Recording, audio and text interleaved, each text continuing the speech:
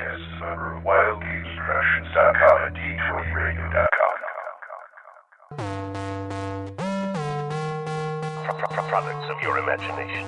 You burst through the door, you find a small room filled with gold and jewels, and a red dragon.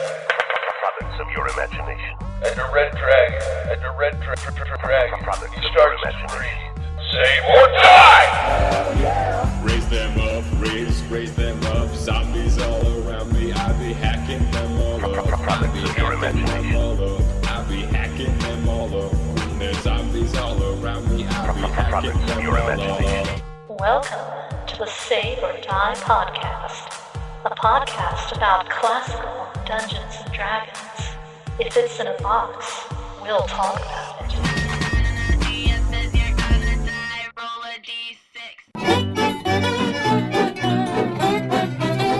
Hi, this is DM Glenn. We're back with another interesting interview. And with me is DM Mike. Howdy. And from Pecos Hammer, DM Full On Gamer. How's it going, Gamer Nation? Let's get it rolling. That's right.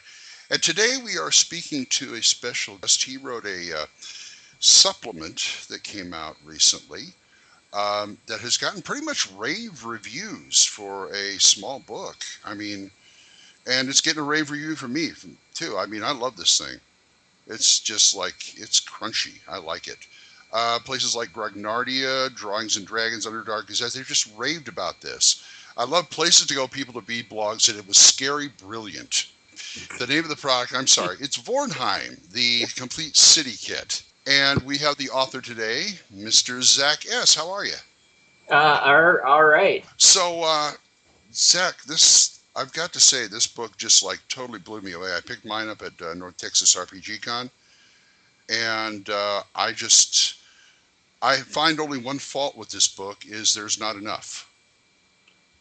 It's just that good. It is that good. I mean, now you see, I disagree. I think there's just enough. Thank you, Mike. How about you, Full On? It looks interesting. I like the profusion of interesting and witty charts. I found the mechanic choice of drop a pile of dice on the sheet to determine a result and placement an interesting twist. Yeah. Yeah, I mean it is an optional mechanic, but for sometimes it's useful. Everything in there is optional. Oh yes. This sort of details the main city in your campaign. Is that correct? Yeah. This is sort of like the place where, you know, the obligatory tavern is and all that. Mm-hmm. So in my campaign, so it wasn't intended, you know, supposed to be a special place in the beginning. It just sort of, that's how the campaign rolled out. Sure.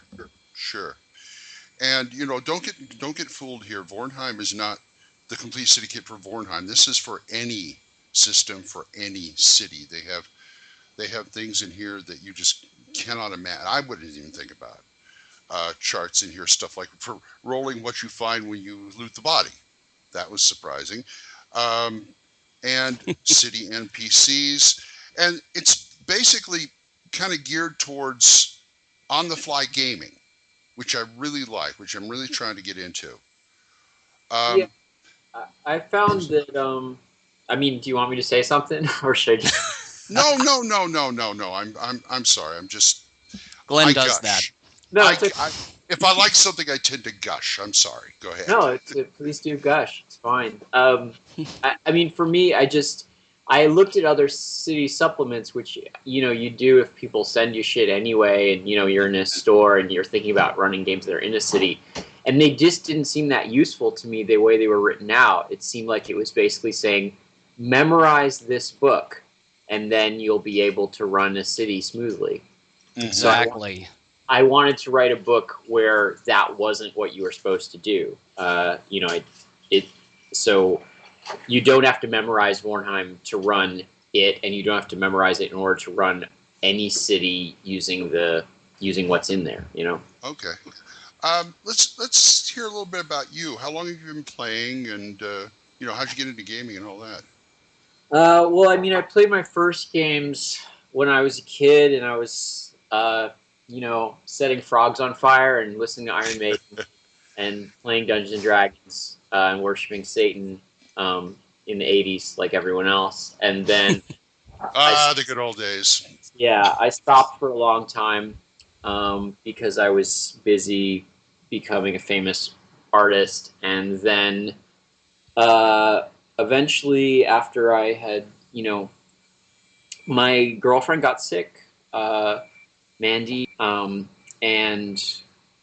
we were looking for things that we could do without leaving the house, basically, 'cause she was stuck after having major surgery. And so my friend Satine, who is another adult film actress, was like, "Oh, I've been wanting to play D&D. I haven't played in a long time." And Mandy's like, "What's that?" And so we started playing, and then all of our friends started playing, and that was only a few years ago. So I played when I was a kid, and then I had a long hiatus, and then I started up again a few years ago. Okay, cool. And so this is a result of your campaign, things you've come up with in your campaign?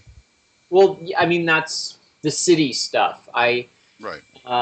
Basically, after we had a TV show about our game, somebody made a documentary show about it, and so after that, people kept asking for rights to license parts of our game. Wow. And we kept turning them down because either they weren't giving us very much money considering what they wanted, or Mandy just didn't want anything. She didn't want anything stupid with our name on it. So she was very possessive about the campaign. Reasonable. There was one, James Raji, who runs the Lamentations of the Flame Princess, which is a little indie D&D company. He seemed like somebody who would be, a good person to work with. And I said, well, why don't I just take a month off and write it myself, And I said, what kind of book do you want, James? Like, what fits? And he said, and I gave him a bunch of different options, like something that's all monsters or like a sandbox world or, it's just something that would be derived from that campaign, but that would also fit, be small enough to wrap your head around. And so he was like, well, I said in my game that city adventures suck and you shouldn't run them. So why don't you write us a city kit? I don't know. I guess we both had the same idea, which is we wanted to make books that we would use, So he was like, well, show me how to make a city adventure interesting. So write me a book that I would use. And I was like, well, that's good. I can write up my own notes, plus, finish up the little rough edges that I always wish I had time to do, So there's a little bit of both. Okay, cool. Now, when you, of course, this is sort of sprung out of your campaign. Yeah. I know it's pretty much edition neutral. Yeah, I intended that. Okay, good. I'm sorry. Go ahead. I don't play a straight version of D&D myself, but when I saw James's early supplements, or adventures, they just said armor class, and it had one number, and it had hit dice, and it had how much damage they did on an attack. And I realized that no matter what edition I was playing, that's enough information. You quadruple it if you're playing fourth, but other than that, everything fits. And I realized that a lot of the other stuff is, at least in the context of an adventure, not that important. Or a good DM. If you're using third-party products to play D&D to begin with, you're probably decent at converting things to your own system. So I figured I would just give people the basics, and then if somebody wanted to add on anything else, they could, Very nice. Which edition do you use the Lamentations in your campaign, or? I don't actually, because I've been using the same one since the beginning.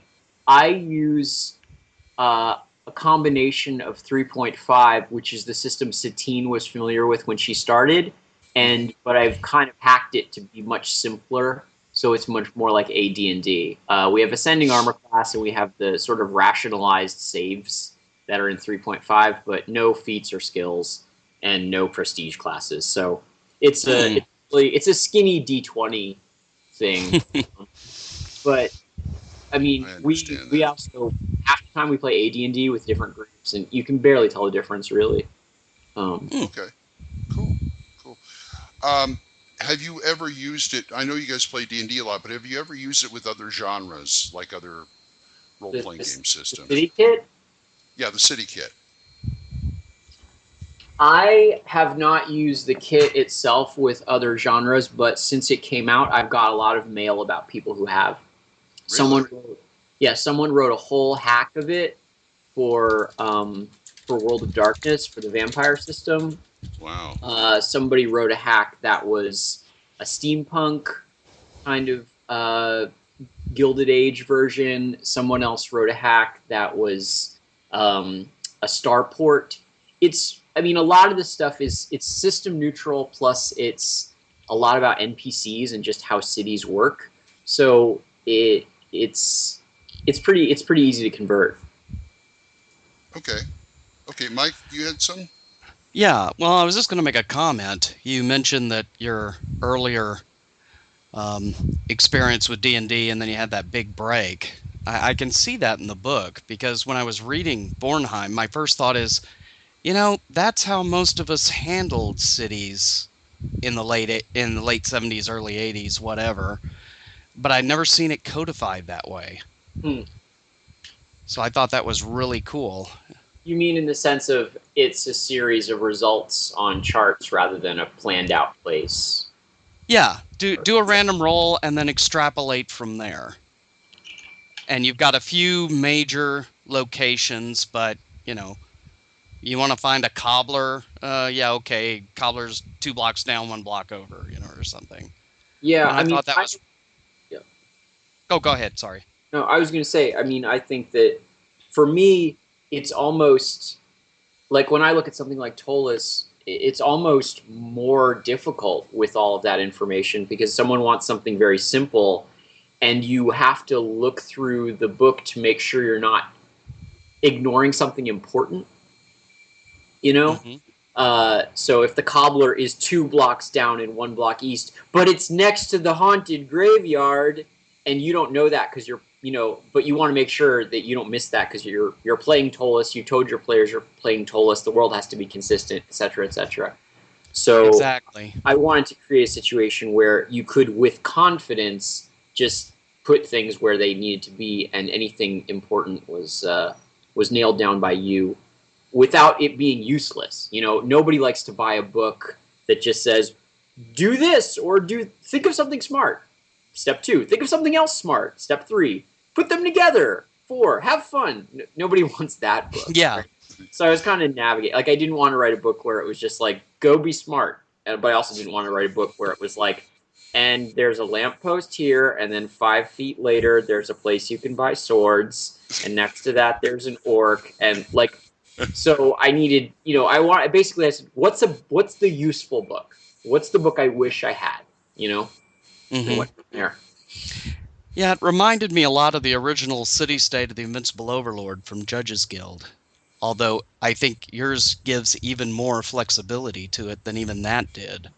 Oh, I'd fly with this rather than that. Yeah, it's got charts and stuff, but it's also got like blocks and blocks and blocks and blocks and blocks of city that you have to read about. Well, you don't have to. That's the beauty of it. Yeah. But that's why I say this and just roll up a couple of things. Okay, you're here. Oh, you're talking about City State. Yeah, I was talking about City State. Yeah. Oh, okay.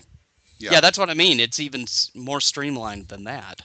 Oh, yeah. Yeah, for me, City State had, it was there if you wanted it, but it seemed like every hook was... It was like there's a lot of buildings. They're all the buildings that you'd expect in a medieval city, and each one has a 4th or 5th level fighter or thief or magic user who's the boss of that place, which is a certain way of playing, but it wasn't exactly what I was thinking. And also, it had great rules for the law and beggars and things like that, but they seemed to be more like simulation or realism based rather than plot hook oriented. You know what I mean?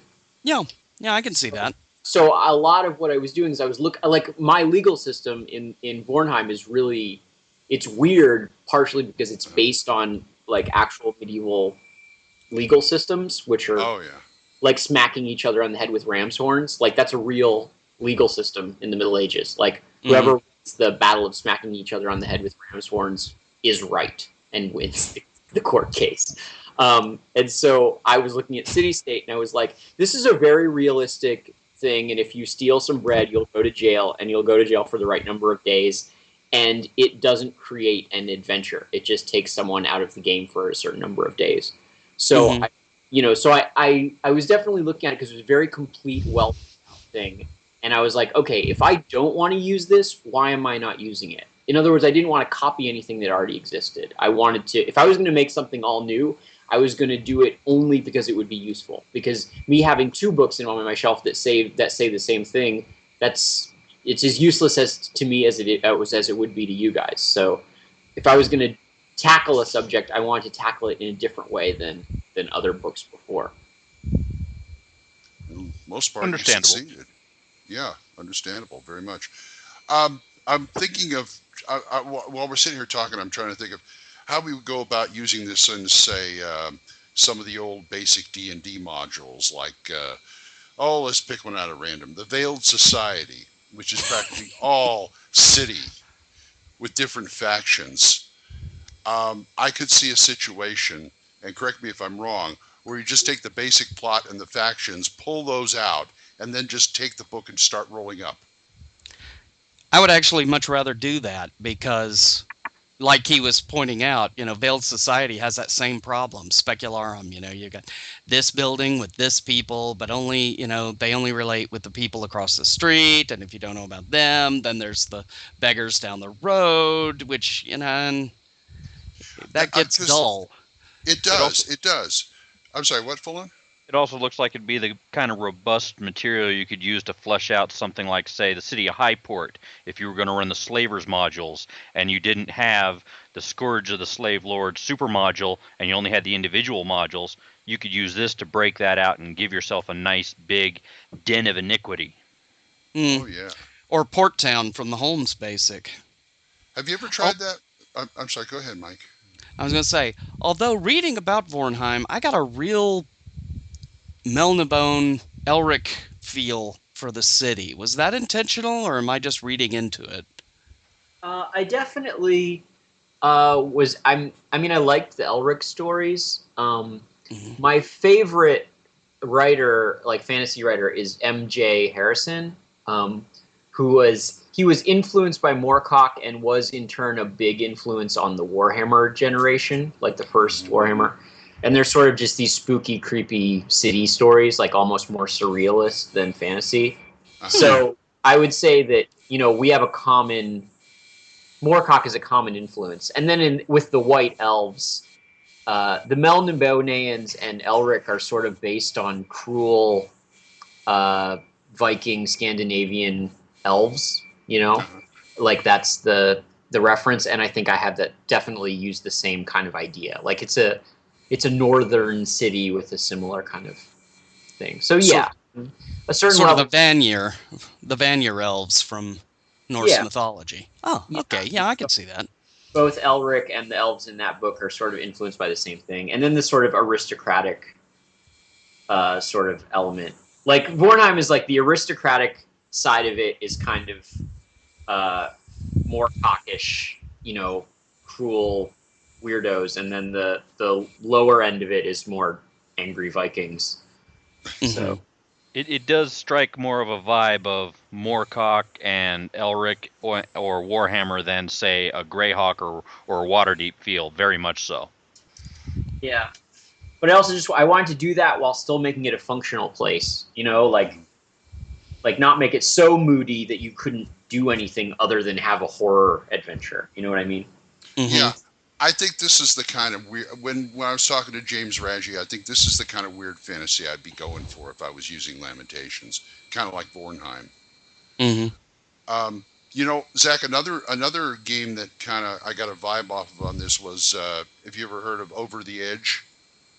I actually got to play Over the Edge with Keith, who wrote it once. Really? Yeah, because he's doing a project where he runs the same module with like 50 groups or 100 groups all over the, so he came to LA and ran a couple things with us.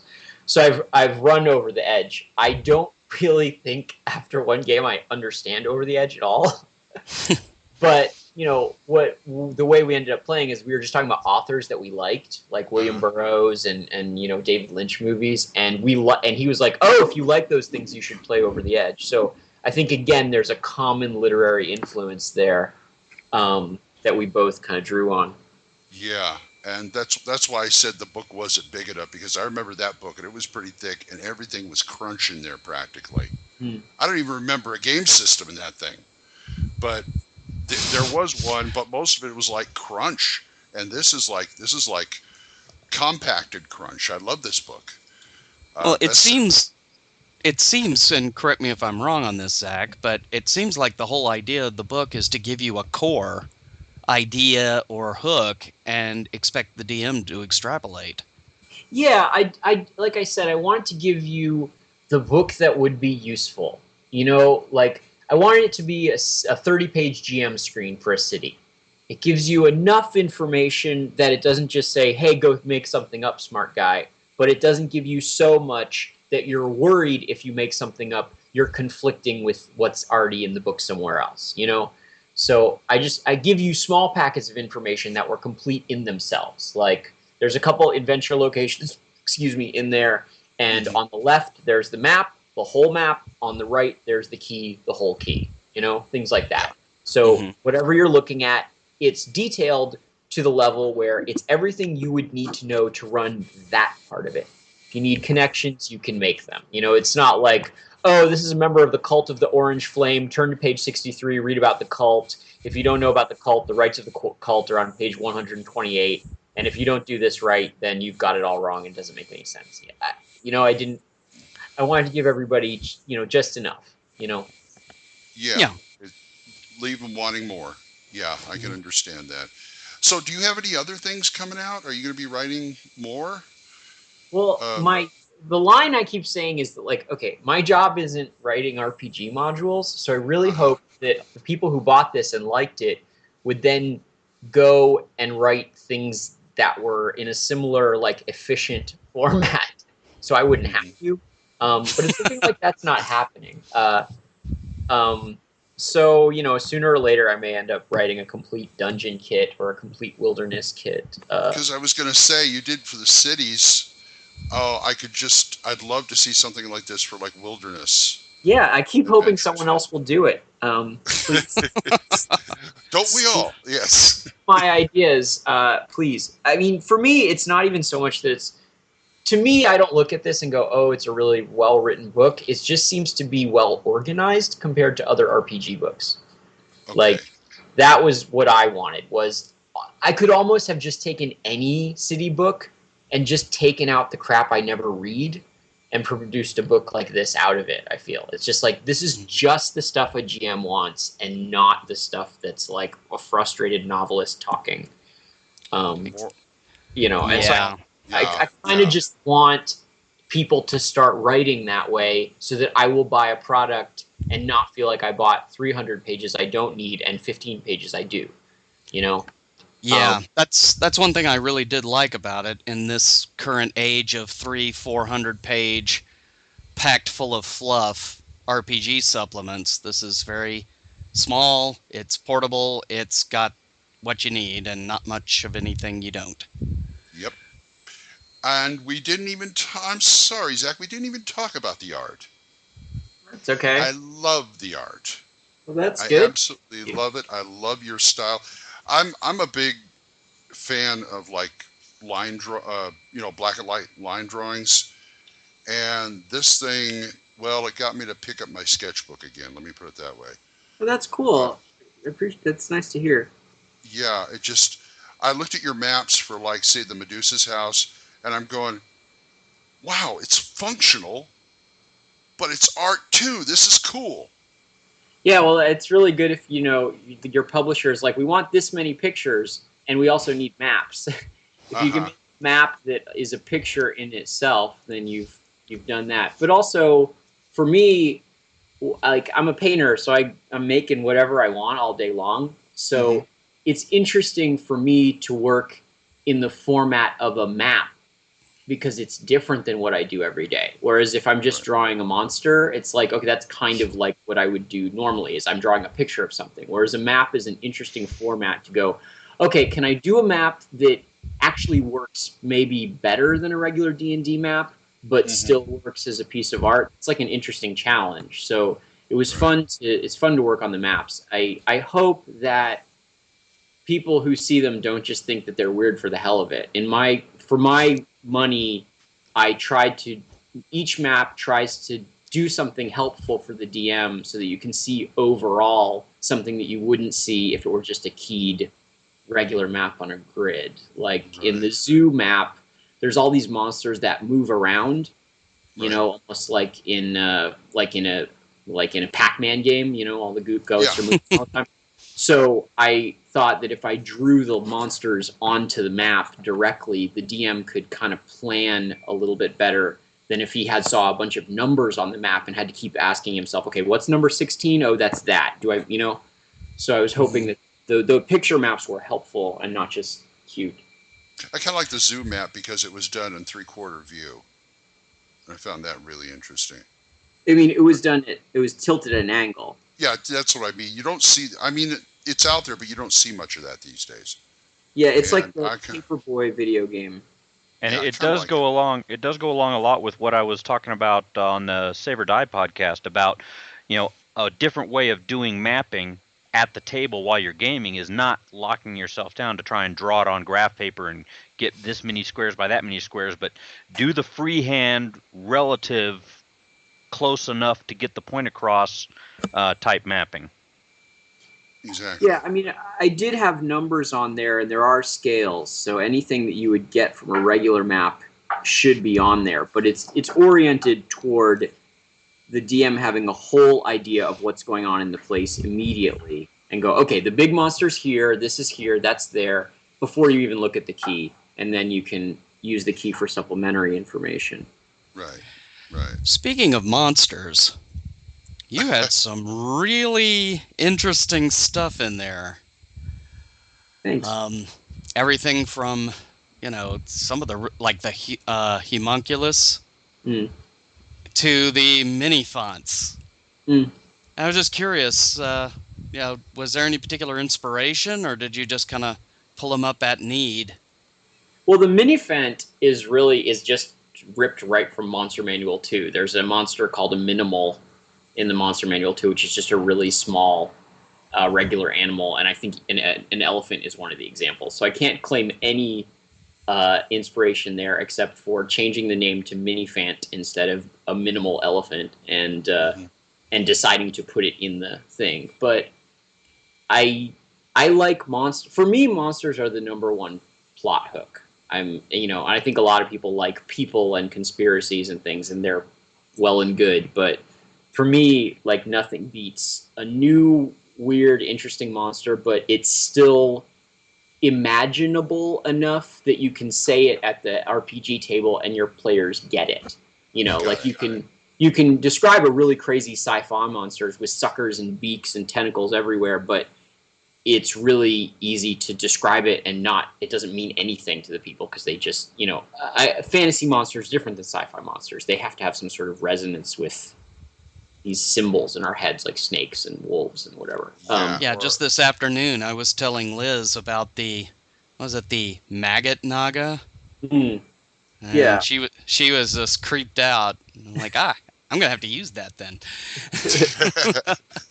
It does look like they tried to populate. It does look like someone went and populated this zoo with just a smattering of various captured hordlings.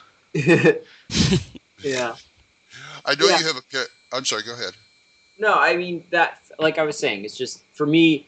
If I can think of a monster that has a little bit of resonance, then the background writes itself to some degree. So usually that's just where I start. And so when I've got some good monsters, I like to, you know, use them to spin out an adventure out of them. You know, I know you have a Perryton on the cover, but I think the flail ceratops is going to become your poster boy for this book. I just look and look and look and look at that, and it's one of those where I go, don't think too hard about it, just use it. because I come up with the logics with it. It's like, how does he eat?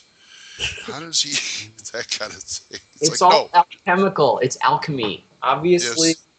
a crazy alchemist took a giant flail and stuck it on a Triceratops' head. Like, wouldn't you? Right? Who wouldn't? And of course, there's the thing of, and I'm very guilty of it. I try to get too much logic, and then I have to grab myself and go, this is a fantasy world with elves and stuff in it. See, I told you, a wizard did it. Yes. Relax.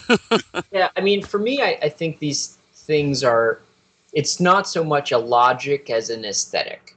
Like, you have a certain things just make sense in certain contexts, and if you got your context down, anything makes sense. Like Tolkien got away with having the eagles fly in and solve everyone's problems 3 or 4 times in a row, but it made sense somehow in his world and the way it worked. So if you can set up a world where certain things are the way they are, I don't feel like you need a logic, you just need it to feel right, Right. As Gygax would say, verisimilitude.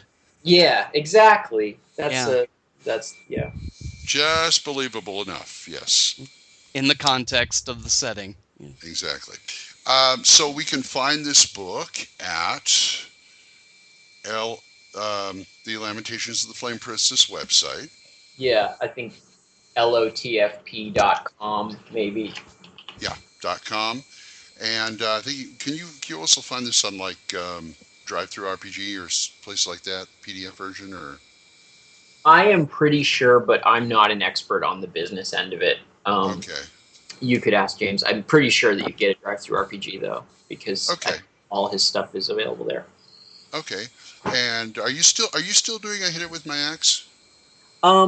I'm not in the middle. We're not filming right now, but we actually have a bunch of episodes that we're eventually going to release. We're just trying to find the right channel to release them. But yeah, the show went up to 36 episodes or something that are still up. You can still watch them on YouTube or do what? They're on IHateItWithMyAxe.com, I think, and they're also on The Escapist, the original website. But we've got a bunch of episodes we're going to eventually put up on their own site. But people who are like waiting for those new episodes can look at our Facebook page, and any news will show up there. Get It With My Axe, and of course D&D with pornstars.blogspot.com. That's my blog. That's his blog, and that's where he puts a lot more of this good stuff. Plus, game. You tell us about your games too. Yeah, I mean, a lot of what's in this book is just it came out of stuff that would have been posted on the blog. So that is something else in the book I liked, the point of view from the players. It's almost like designer notes in a way, because it gives you a little more context of how they reacted to various things, which I thought was cool. Yeah, because I think that, in the end, that's what matters, is whether your players notice all the work you're doing.